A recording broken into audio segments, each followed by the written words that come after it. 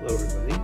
Welcome to Season 1, Episode, I think, 12.5 of Denise and Galen Go to Korea, but right now it's Galen's in Korea and Denise is in Japan. And today I went for a hike, which is a very Seoul thing to do, something maybe not on the top 10 list of things that get posted on Instagram about what to do in Seoul, but it's a thing that a lot of Seoulians do. Is that the word that they call themselves? I don't think so.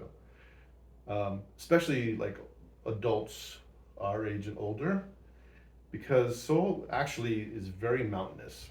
It's mostly valleys between very steep peaks.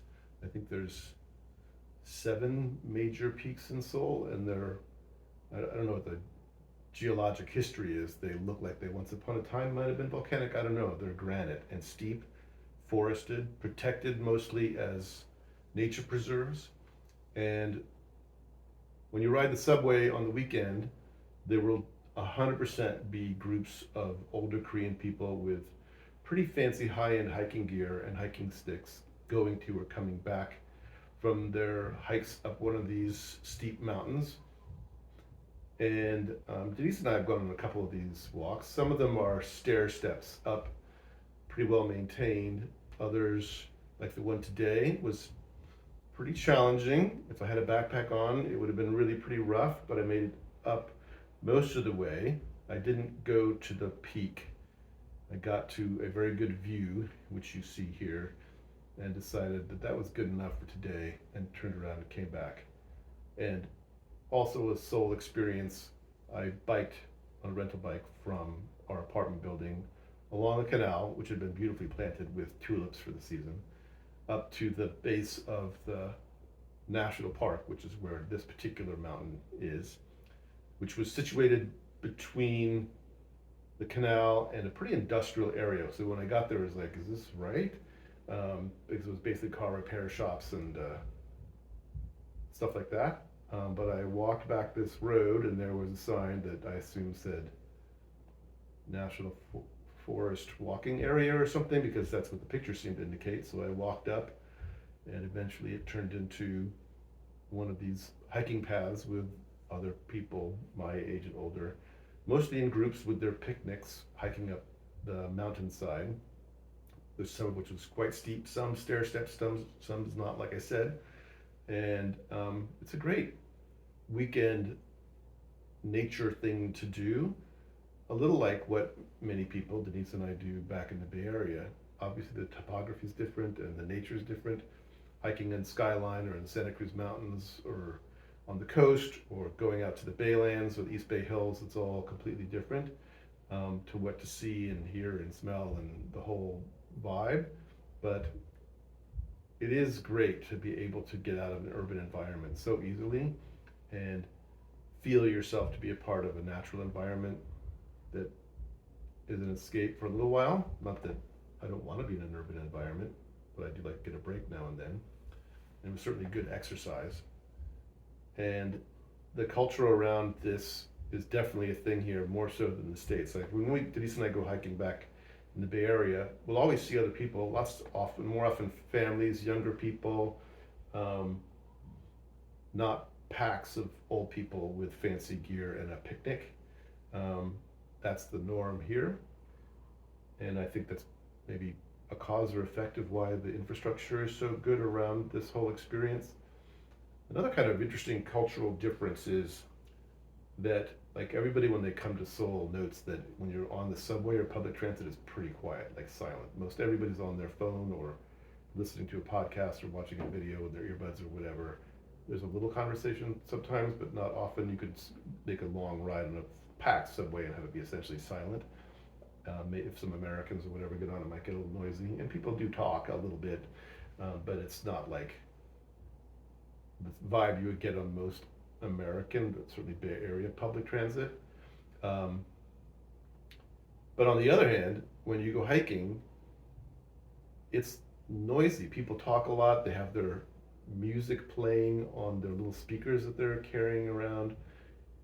I mean, for me, raised as I was, like, the idea of going into nature is like you're supposed to try and make it as naturey as possible, so that you're not listening to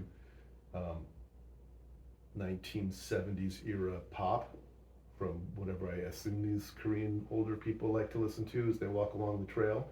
And then they'll sit down in a big pack and have lots of loud conversations while they're enjoying their picnics, which I just find a problem with the cultural difference thing here. I'm just noticing the vibe difference about Koreans are so quiet when you get on the subway, and like everybody notices this as compared to what they're used to, and how so neat and clean everything is all the time. And on the hike, it's a beautiful nature experience, but also noisy. And by the way, on this, in the gap between this industrial area and the car shops and the entrance to the national park, I did find quite a bit of litter, which to me speaks more to the fact that what a lot of people say, oh, well, Seoul is so clean, which it is. Like, you can't find a garbage can on the streets in Seoul, which we have lots of conversations as everybody knows this. To me, this is just further proof that these sorts of things are not really about culture, they're just about creating norms and infrastructure that gets the outcome that you want, which is no litter.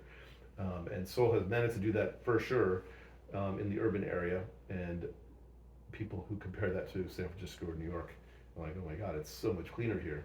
But they do litter because I saw plenty of it. You see the pictures here on this, what would be the entrance to a hiking area, which would be sort of like the opposite of what you think you would find hiking around Skyline in California.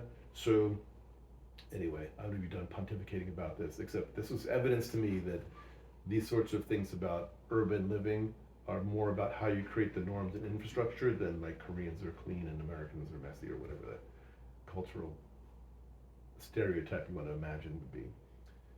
Which leads me to my next kind of teachery conversation point here, which is I'm going to be an interim principal for Asia Pacific International School next year because the current principal is moving on to a new position, and after searching for other candidates, they didn't find anybody they felt was a good match, so they asked me if I would serve. There was conversation about whether I would stick around for a longer term, which I think would be the preference on their end anyway. And there's things that would be appealing about that to me for sure, but I think we talked about our 2-year gig here, and at this point, we're thinking 2 years is going to be a good experience for us for this international living thing. Things may change, who knows. But I've been thinking a lot about, this opportunity to have this experience as an administrator at a school like APIS, and how that's going to be different from my previous administrative experience in Mountain View, Los Altos, and what I can bring from my previous experience here. The real reason I'm willing, well, there's two reasons I guess that I'm willing to take on this position, because I really have had fun teaching, not every single day, not all the time, but most of the time it's really been the aspects of teaching which are really fun, inspiring, exciting, creative, most of the time. And so I really enjoyed that. I mean, I teach for a long time, not because I had to, although I guess that's sort of what your career becomes, you have to eventually. But I enjoyed it almost all the time up until the end, and wanted to do some things different.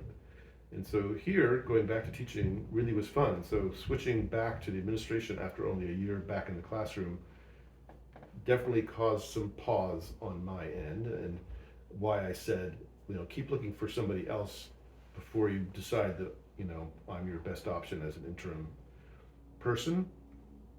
But what I'm hoping I'll be able to do is participate in the ongoing strengthening of what the school is already about. And, in terms of what the official language and values and norms are at the school, are things that I believe in and support. It's a total miracle accident that I ended up at a school where I felt comfortable with what the school on paper or on the web says it believes in and it's about. But obviously, like any institution, it's not able to be all that it wants to be culturally. And aside from making sure that the experience kids have in the classroom is positive and healthy and educational, what's interesting to me about a school is the ways in which it's a little world where you can see how important cultural values are in terms of how people interact with each other, what they think the institution's supposed to be doing, how that shapes all kinds of routine and big picture decisions that people make, and the interaction that, in this case, the students have with the institution.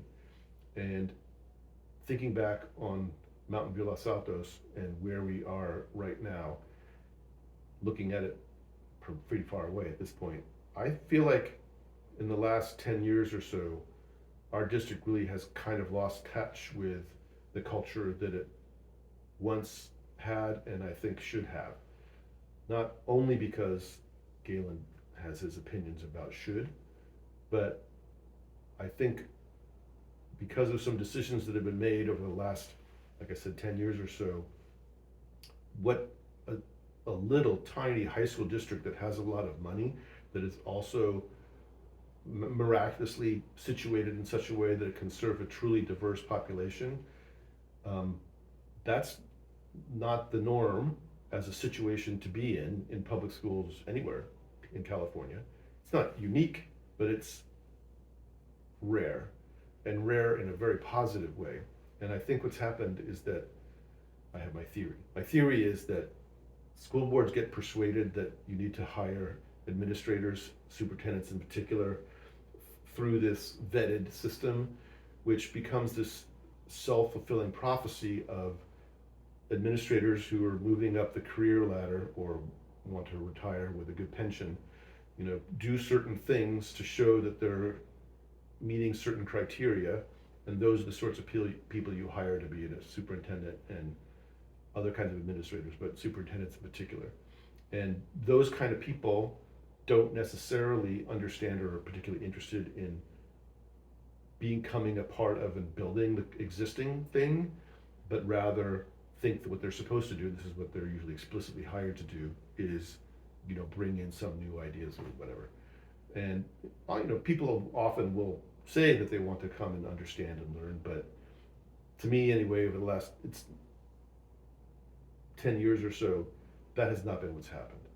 And unfortunately, the core of the culture that you can build when you have this really unique situation, that the simple version for me is rooted in a professional culture that really understands what the community is and really does want to serve the needs of every member of that community, and is not about finding some cool new idea that you heard about at a conference, but building on the strengths that are uniquely already there and making them stronger and building up a sense of community and working with all the different constituencies in a way that continues to strengthen all the resources that already exist in Mountain View Los Altos.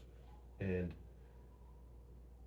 this past year has given me this micro version of that, because a little teeny private school in Seoul is its own little version of that kind of culture. And the challenges that a school like that has in building and maintaining a core set of values and practicing them in everything that they do, it's not easy to do. It's not even easy for a human being to do that, but it is possible.